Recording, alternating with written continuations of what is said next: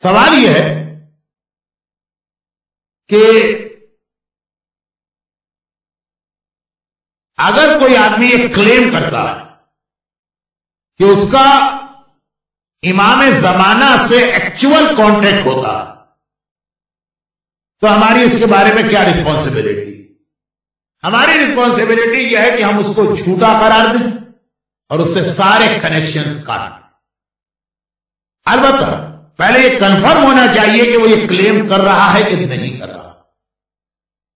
ابھی جو ہمارے لیٹسٹ سب سے بڑے عالم کا انتقال ہوا، یعنی مراجع میں سے ون آف دی مرجع آیت اللہ العظمیٰ شیخ مرزا جواد قبری، one of the greatest student of آغا خوئی، قوم کے حوزے میں فقہ کے اعتبار سے سب سے بڑے وہ مرجع مانے جاتے تھے، بہت ان کی گریٹ پرسنالٹی تھی.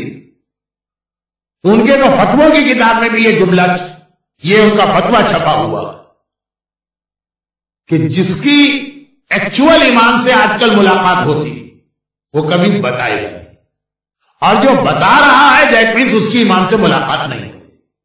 اب یہ دو ڈیفرنٹ تھنگز ہیں. پہلا سوال یہ ہے کہ کیا غیبت کبریٰ میں کوئی ایکچوئل امام سے مل سکتا ہے؟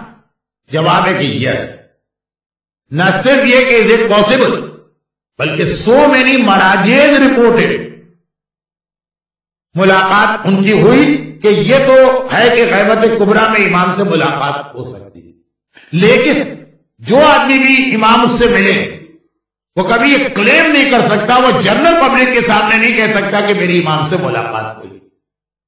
بلکہ اکثر جو ہے میجورٹی واقعات تو ایسی ہے کہ جب مراجع کی ملاقات امام سے ہو تو at the time of the meeting ان کو نہیں پتا تھا کہ یہ امام، اور بعد میں ان کو پتا چلا.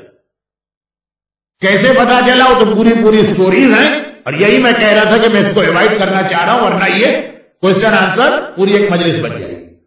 تو پہلا اگر آپ سوال کریں کہ is it possible to meet امام ان غیبت کبریٰ، جواب ہوگا یس. مگر if someone claiming this, تو آپ کی یہ ذمہ داری ہے کہ آپ اس کے اس کلیم کو نہ مانیں، اور اس کا ایک کلیم کرنا یہ بتا رہا کہ وہ تھوڑا سا مس گائیڈ ہو گیا ہے، چنانچہ اس سے اپنے ریلیجس کنیکشنز توڑ لی. ہاں اگر آپ کا بھائی ہے تو صلہ رحمی والی ملاقات تو ہوگی،